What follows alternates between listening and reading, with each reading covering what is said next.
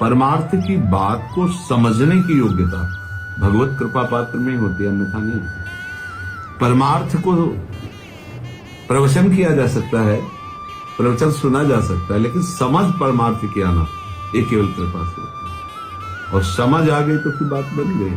पर बहुत कथाएं हो रही, बहुत सत्संग हो रहा, बहुत वार्ता हो रही, पर समझ किसी के लिए आ रही।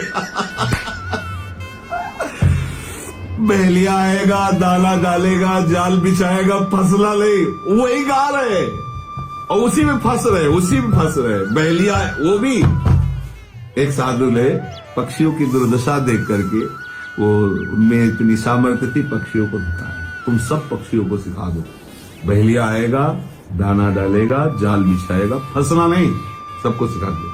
अब एक दिन साधु जाए तो सब फंसे थे, यही गा रहे थे, बहलिया आएगा, दाना डालेगा, जाल बिछाएगा। बोले हम गाने के लिए थोड़ी कहा था, समझने के लिए कहा था।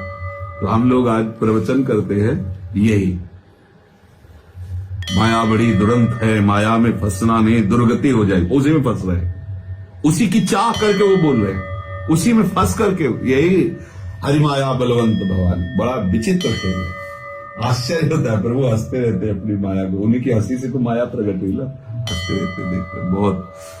बस एकमात्र गोविंद के चरणों का आश्रय ही माया मुक्त कर सकता है। माया समझ नहीं आती, माया का जब दम से गिर पड़े तो उसको लगे गिर पड़े क्या, हम तो हंस रहे थे, हम तो खेल रहे थे, हम गिर कैसे गए। ये बहुत विचित्र भगवान, समझ में नहीं आता। एकदम बड़े बड़ों की सिर्फ बिरंची का मोह है, ऐसी थोड़ी माया है कि भाई आप थोड़े 2-4 श्लोक याद कर लिए तो माया विजयी हो गए। 18 पुराण रचयिता वो अशांत बैठे, तो देवशनादि संबोधन कर सब सिद्धांतों का वर्णन किया। सार बात है, गोविंद की लीला कथाओं में ही डूबा जाए, उनका गान किया जाए, उन्हीं का चिंतन किया जाए, तभी परम शांति प्राप्त होती, तभी परमानंद की। इसीलिए ब्रह्मबोध संपन्न होने पर भी शंकादि निरंतर हरिशरणम हरिशरणम हरिशरणम, भगवत लीला के रसिक हैं। इसीलिए नहीं तो जो ब्रह्मबोध हो गया, तत्वबोध हो गया, तो उसके लिए कोई कर्तव्य नहीं बचता है। इसीलिए भगवान शंकर जो ज्ञान समुद्र हैं, वो भगवान की लीलाओं का गायन करते रहते हैं, भगवान नाम जप करते रहते हैं। क्योंकि एक बार किसी महापुरुष से पूछा गया कि क्या भगवत प्राप्ति के बाद भी माया प्रभाव डाल सकती है, तो उनका हाँ डाल सकती है। भगवत प्राप्ति के बाद भी माया अपना प्रभाव डाल सकती है। एकांत में चिंतन किया कि ऐसा कैसे हो सकता है। भगवत दर्शन होने के बाद, भगवत साक्षात्कार होने के बाद तो माया निष्प्रभावित हो जाती है। फिर एकदम ध्यान आया कि अक्रूर जी महाराज तो भगवान के निजी, अब चाचा जी कहते हैं भगवान, उससे मंतक मणि लेके भाग गए काशी, भगवान से दूर हो गए, छुपा लिया उसे। भगवान पूछ रहे चाचा जी आपके पास है, चाचा जी बिल्कुल नहीं बोल रहे। बोले हमें पता है चाचा जी आपके पास है, आप कपड़े में लुकाए रखे हुए, दिखा दीजिए, बलराम जी को दिखा दे तो उनकी शंका दूर। कई जगह ऐसे प्रसंग देखे गए कि भगवत प्राप्त महापुरुषों को भी आकर्षित करने की उसकी सामर्थ्य है, क्योंकि वो भगवान की है ना, किसी और की हो तो बात अलग है, भगवान की। इसलिए भगवत प्राप्त होने पर भी डरते रहते हैं महापुरुष जन। सिद्धांत से कभी एक कदम उतरेंगे नहीं कि हम भाई भगवत साक्षात्कार कर लिया तो मन माने, जहां भी चूके तो उस समय भी आपको फिर दुख में फंसा देंगे। गरुड़ जी महाराज को भगवत प्राप्ति करना है क्या महाराज जी, भगवान हर समय सवार रहते और भगवान को देख के संशय हो गया। भगवान की जब वो दयनीय दशा देखी, एक असुर ने नागपाश में ऐसी स्थिति पहुंचा दी, मैं भगवान को मुक्त कर रहा हूं जिनका नाम सबको मुक्त करता है, ये है क्या। भगवान शंकर के पास गए, भगवान शंकर ने देखा 3 वर्ष का बहुआ अभिमाना सुख वंचा कर पाले। जाओ जाओ जाओ, तो बात दूसरी है, तुम्हें भ्रम नहीं है, बात दूसरी है, जाओ काकभूषण जी के पास जाओ, तब तुम्हारी समझ में आए, क्योंकि तुम पक्षी राज हो, भगवान के वाहन हो, वहां नीचे बैठोगे तो समझ में आ जाएगा। बहुत विचित्र। नारद जी, बड़े बड़े महापुरुष जल, ये सब दिखा दे, भगवान के ही अवतार तो है नारद जी, यही लीला करके दिखा दिया। हरिमाया बलवंत भगवान।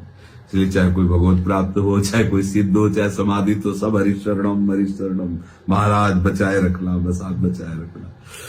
नहीं, अब बताओ भगवान शंकर को कोई ज्ञान पर्दे में डाल सकता है क्या। बोध संपन्न, उनको कोई ज्ञान धारण करने की थोड़ी, वो तो ज्ञान स्वरूप है।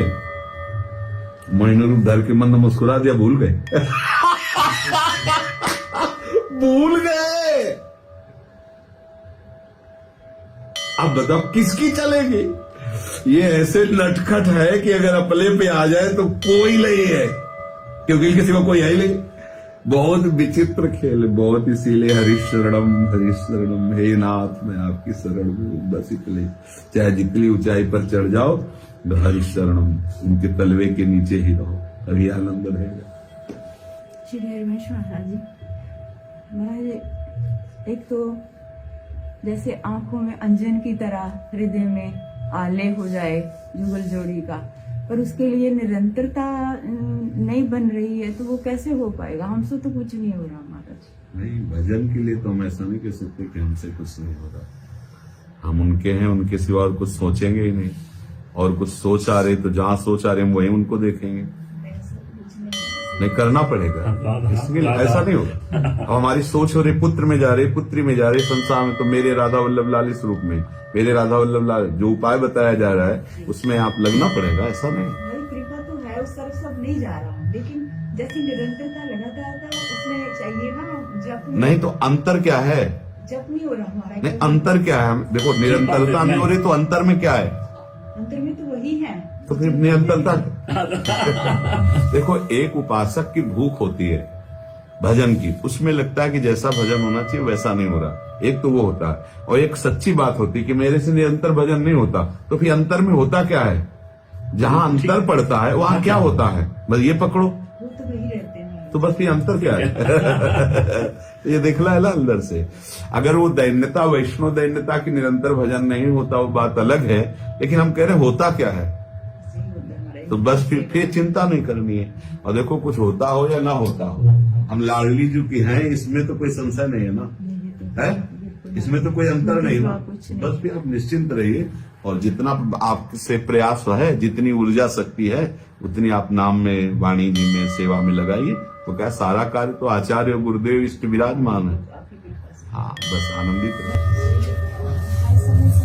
कैसे रहा जाए जिससे कि नाम जप की स्मृति बनी रहे? हाँ, सत्संग में क्या है कि बच्चा जब हमारा लक्ष्य बन जाता है तो उसी लक्ष्य में स्थिति बनती है। जैसे हमारा लक्ष्य बन गया कि हमें प्रभु की प्राप्ति करनी है, हमें संसार का चिंतन नहीं करना है, तो जहां जहां हमारे संसार में पुराना राग रहा है, संबंध रहा है, वहां हमारा मन जाएगा।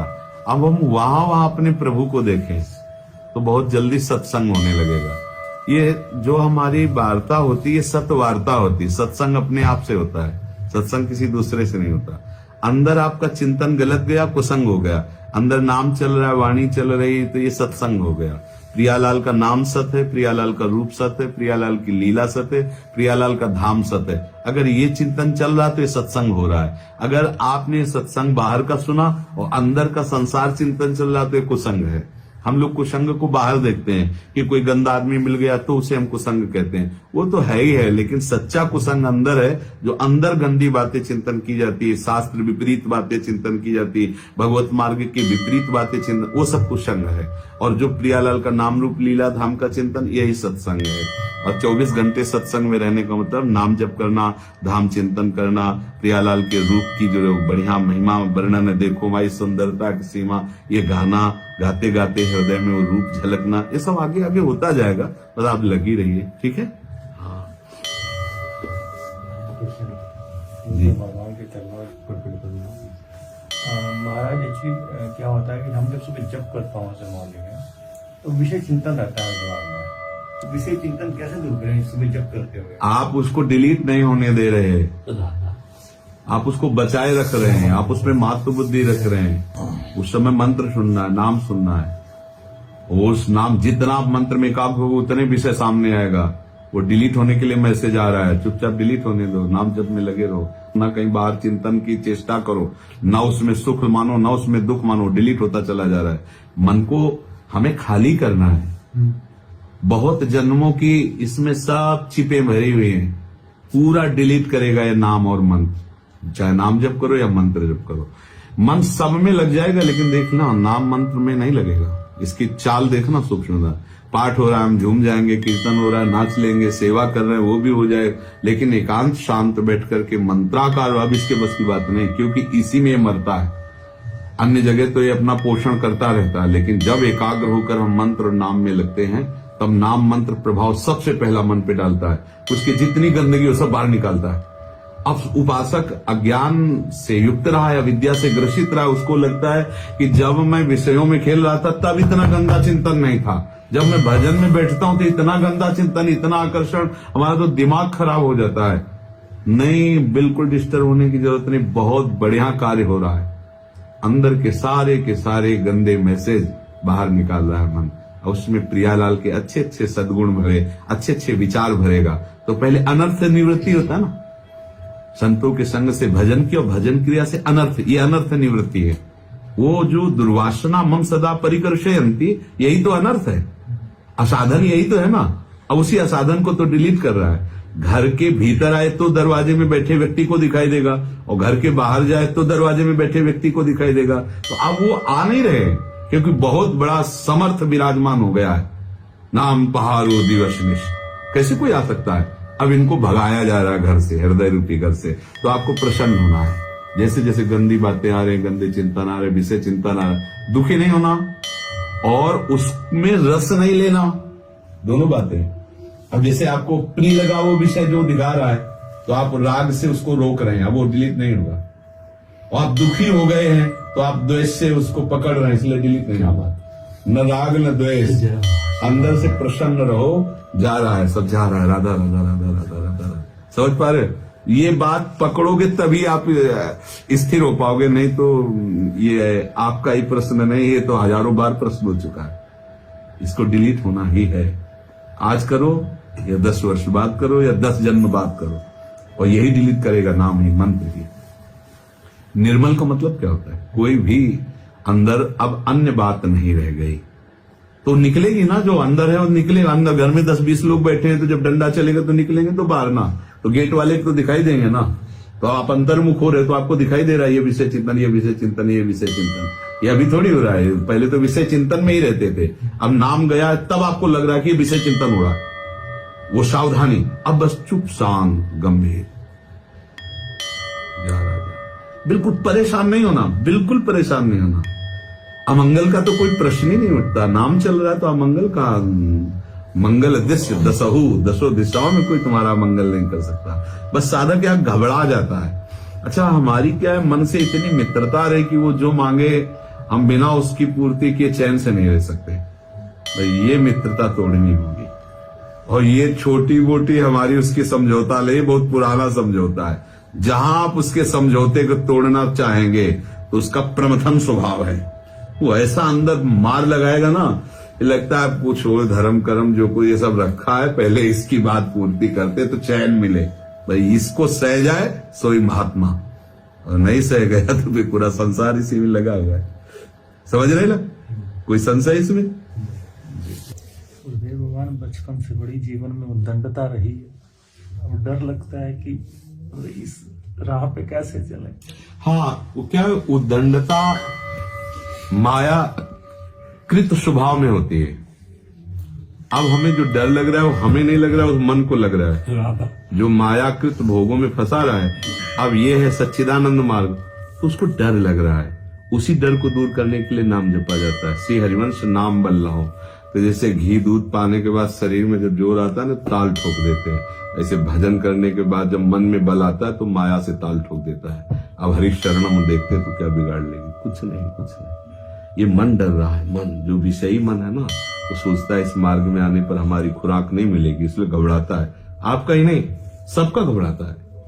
जो रेखा पार करके इधर आ गया वो तो नाचने लगता है, फिर मगन हो जाता है, कितना आनंद का विषय। नहीं तो इस मायाकृत मन में यही डर, वो भजन में नहीं लगेगा, भजन की तरफ चलने में डर लगता है, बहुत भय लगता है, कैसे निर्वाह कर पाएंगे, क्या होगा, क्या तुम्हारे बल से थोड़ी कुछ होगा, सब प्रभु निर्वाह करते हैं, आज तक वही निर्वाह करते हैं। महर्षि कल के सत्संग में सुना था कि हम लोग ये बेईमानी करते हैं कि बैलेंस बनाकर चलते हैं विषय भोगों में भी और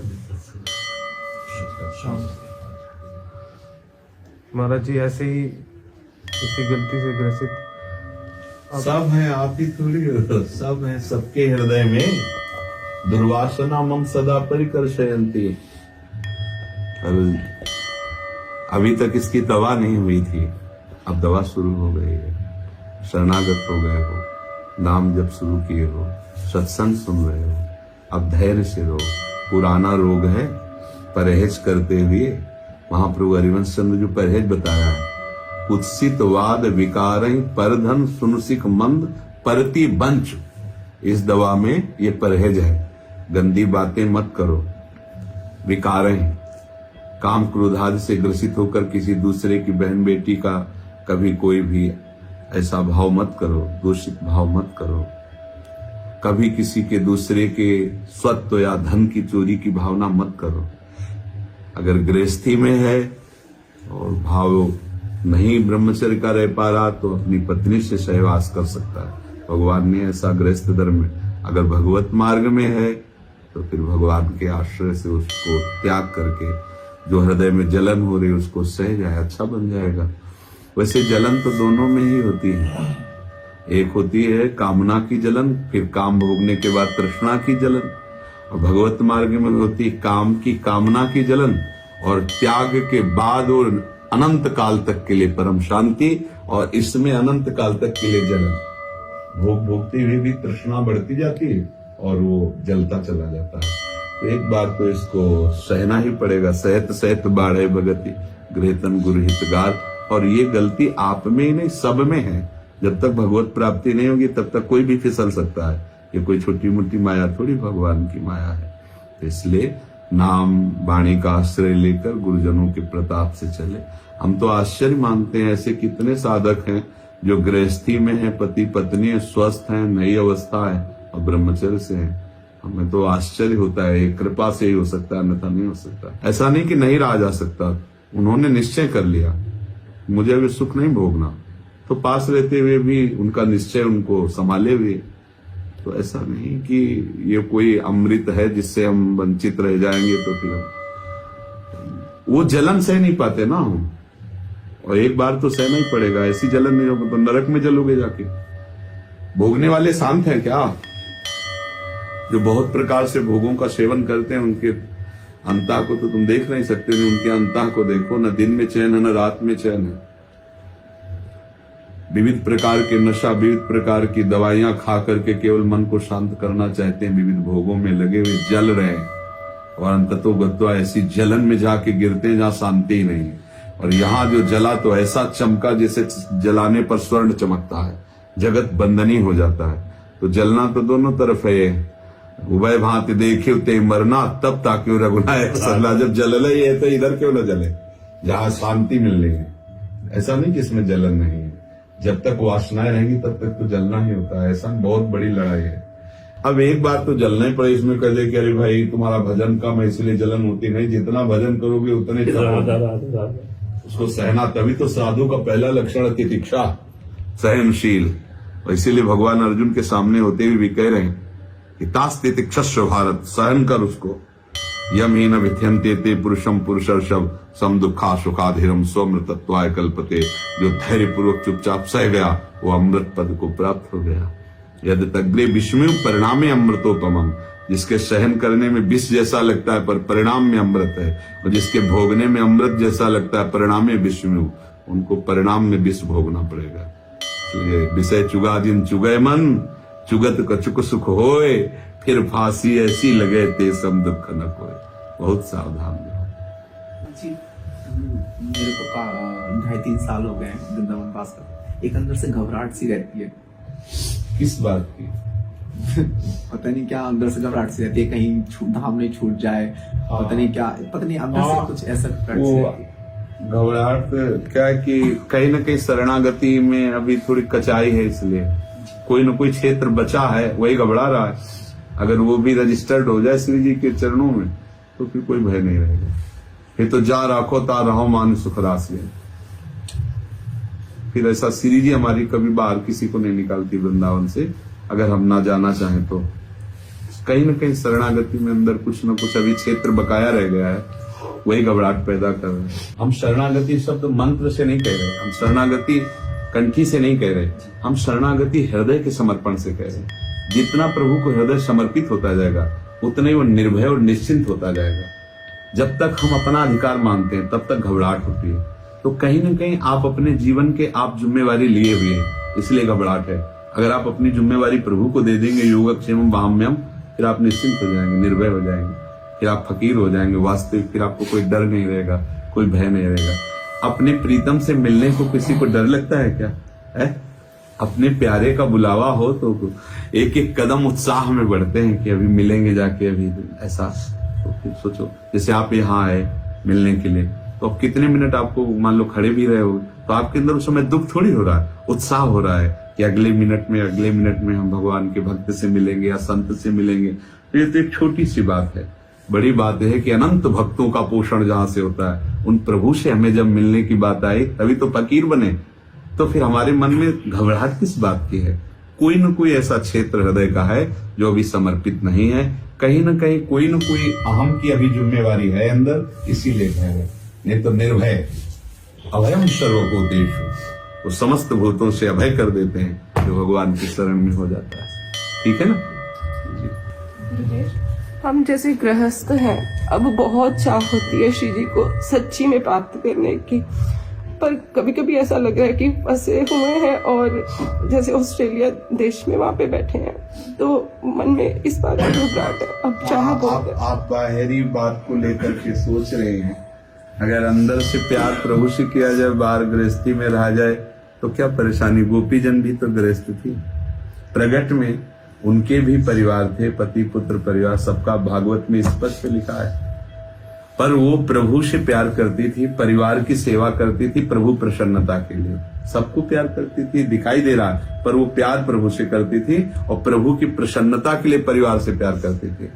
तो जब भगवान करुणा किए तो देखो, सबको छोड़ करके वे एक क्षण में अपने शरीर का भी विस्मरण करके जो जैसी थी वैसी उठ भागी है, कुटुंब परिवार सबका छोड़ त्याग करके। इसलिए ऐसा मानना कि गृहस्थ होकर के हम भजन कैसे करें या हम भगवत प्राप्ति नहीं कर सकते, ये हमें लगता है कि अज्ञान है। ऐसा नहीं मानना चाहिए।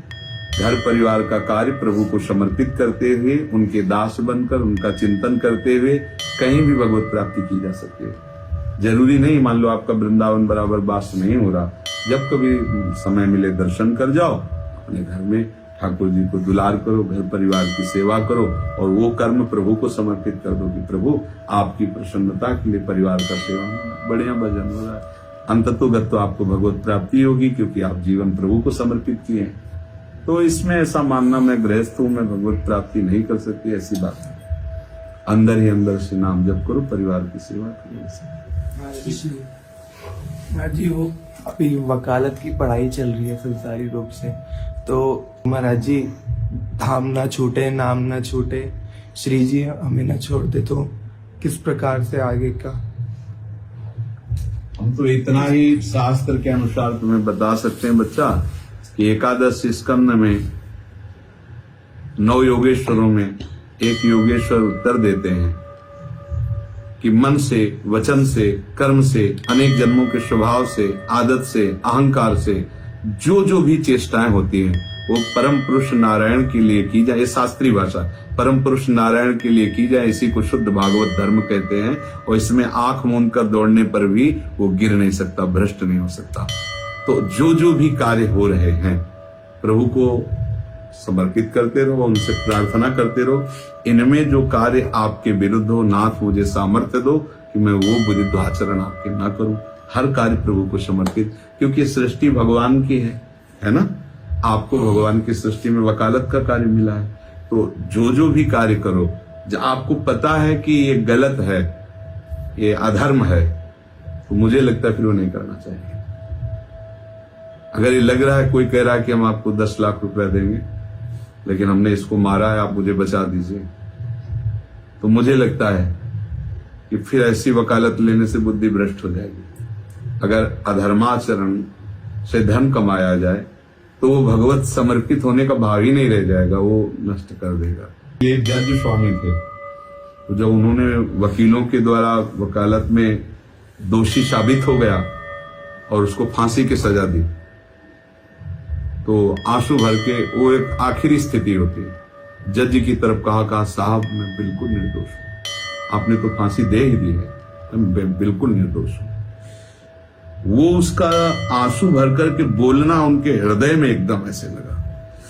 अब वो परेशान की वकालत में तो सिद्ध हो चुका है कि दोषी है, तो कलम ऐसे ली और कहा अगर कोई भगवान है, कोई हरि है, तो मुझे इस अपराध से बचावे कि मैं निर्दोष को फांसी देने जा रहा हूं, या वास्तविक अपराधी, मुझे प्रमाण चाहिए। क्योंकि वो ऐसे 5 मिनट ही हुए थे कि नीचे की अदालत से फोन आया कि सर वो पॉइंट मिल चुके हैं जिसमें ये निर्दोष है। सारे बस वहीं से बैराग ले लिया था कि आज से मैं जज्जी करना ही नहीं, नारायण नारायण नारायण नारायण, भगवान के मार्ग में चल। तो सत मार्ग में चलने के लिए अब जज क्या करे? जो वकालत में सिद्ध हो जाएगा दोषी, उसको उसके हिसाब से सजा देनी होगी, क्योंकि उसका निर्णय ही है वो तो प्रमाण और वकालत। अच्छा, वकील इसी बात के लिए वकालत करते हैं कि वो जिस पक्ष में जाए उस पक्ष को विजयी करे। तो बस ये अगर परमार्थ में, तो फिर ये बातें, तो इसीलिए फिर वो राग रहित होना प्रारंभ हो जाता है उस उपासक का कि कैसे चल पाए। तो बच्चा नाम जप करते रहो और जहां तक हो सके तहां तक किसी का मंगल ना होने पाए, किसी का बुरा ना होने पाए। भले नमक रोटी खाओ, बहुत करोड़पति बनने की इच्छा ना करो। जब अगर प्रभु को करोड़पति बनाना है तो धर्म से ही बना देंगे। अधर्म का धन, परिवार और बुद्धि सबको नष्ट कर देता है। तो ये बात ध्यान रखना, और जो भी कर्म करो प्रभु को समर्पित करते रहो, बीच बीच में राधा राधा नाम लेते रहो। ठीक है ना?